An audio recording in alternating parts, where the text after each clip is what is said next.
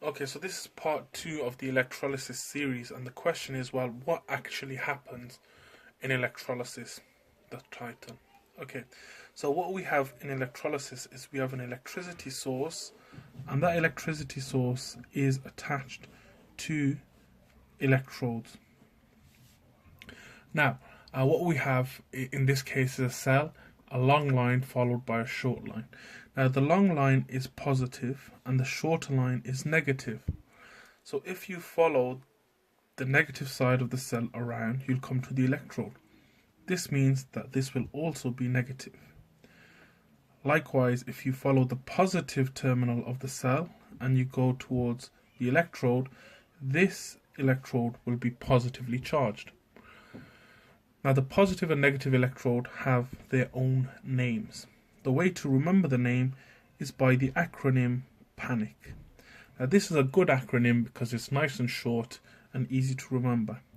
So in this case, positive or the positive electrode is called the anode, and negative or the negative electrode is the cathode. So a nice easy way to remember the names of the electrodes. The positive one is the anode and negative is cathode. PANIC. Right. Now what we're going to do in this particular tutorial is we're going to cover what happens in an aqueous solution. So I'm just going to write AQ for aqueous solutions. If you remember from the previous tutorial, we have two situations. We have one in which this thing that we are electrolyzing is an aqueous solution and molten solution, or molten. But finally, a solid cannot be electrolyzed, and that's because there will be no free ions, whereas these two methods allow the ions to be free, and you'll see that in a moment. So let's suppose we have a solution of potassium chloride, KCl, and it's aqueous. Remember, that means that it's going to be in solution of water. And we carry out electrolysis. I'll write an E to represent electrolysis. And this will form the ions K plus and Cl minus. Now, if you don't know why it's K plus and Cl minus, then I'll put in the description below some tutorials that will help explain this. And this was done in the earlier tutorials right at the beginning of our chemistry sessions. So here are the ions that I spoke about that are free to move. Remember, in a solid, if this was a solid, there'd be no free ions to move. However, because it's in an aqueous solution, we can use electricity to split this into potassium positive ions and chlorine or chloride negative ions. So, but remember, this is an aqueous solution, so what must we consider? Let's go back. We must consider the presence of water. So what that means, in other words, is that water is also going to be electrolyzed. So the water, I'm going to write E to represent that electrolysis has happened. You don't have to do this, but I just want to make it clear that why is this happening? It's because of the process of electrolysis. What we're going to have is H plus ions and OH minus ions. So that's what's going to be present in the solution when the electrolysis has happened. A side note, H plus ions, and you need to know this for your GCSE, hydrogen ions, H plus ions form acidic solution, whereas OH minus ions form alkali solutions. So if we go back to our diagram, what we will have is we will have a beaker or some container containing a solution of potassium chloride. And once electrolysis has occurred, we will have the following ions that are free to move: K plus, H plus, Cl minus, and OH minus. Now the question is, which one of these ions are going to go to the positive or to the negative electrode? To answer this question, we need to understand a simple principle, something that you've learned ever since primary school. That is, opposite charges attract. So in other words, The positive ions will go to the negative electrode, and the negative ions will go to the positive electrode. But the question is, of course, which one is going where?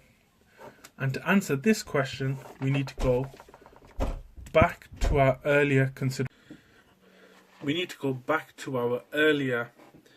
consideration, which is the reactivity series. Okay, so what is the reactivity series? So this is the reactivity series for metals. So I'm just going to write it down. And it is for metals.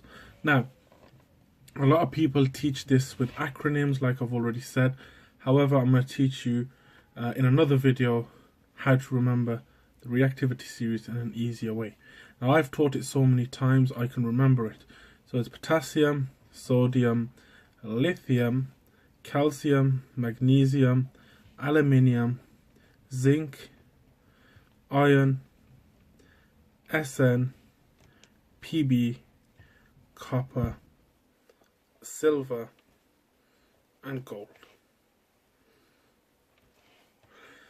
Right, now what you need to understand is where hydrogen is relative to this reactivity series. Hydrogen, of course, is a non-metal, and what you will have to know is that hydrogen fits between lead and copper. So this is where hydrogen fits in. Now, the best way to understand what ion is going where is to look at these three at the bottom. Copper, silver, and gold are all less reactive than hydrogen. So because they are less reactive than hydrogen, they will go to the negative electrode. Right, so if you can remember that these last three, copper, silver, gold, are less reactive than hydrogen, these metals will form at the negative electrode. Therefore, all of these metals which are more reactive than hydrogen will not form at the negative electrode. Instead, hydrogen will form at the negative electrode. So all of these metals up until Pb, that's lead, will not form at the negative electrode.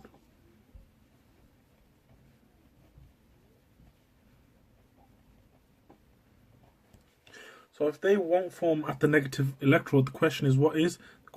The answer is hydrogen will form. So let's go back to our ions that we've made, that we've split via electrolysis. We have potassium ion and we have hydrogen ion. So the question is, which one of these two are going to form at the negative electrode? Let's go back to the reactivity series.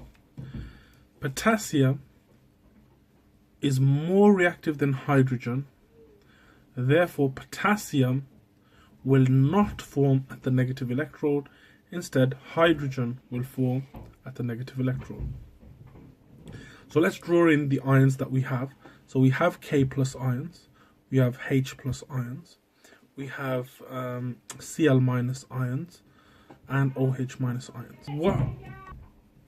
So we've just said that the potassium ions are not going to form here because they are too reactive or more reactive than hydrogen ions. Therefore, the hydrogen ions are going to form at the negative electrode. The chlorine ions are also going to form at the positive electrode. This leaves the potassium and the hydroxide ions to react together, and they will form the potassium hydroxide solution, making this alkaline, whereas hydrogen gas will form at the negative electrode and chlorine will form at the positive electrode. So that is the electrolysis of an aqueous solution and how to figure out what goes where.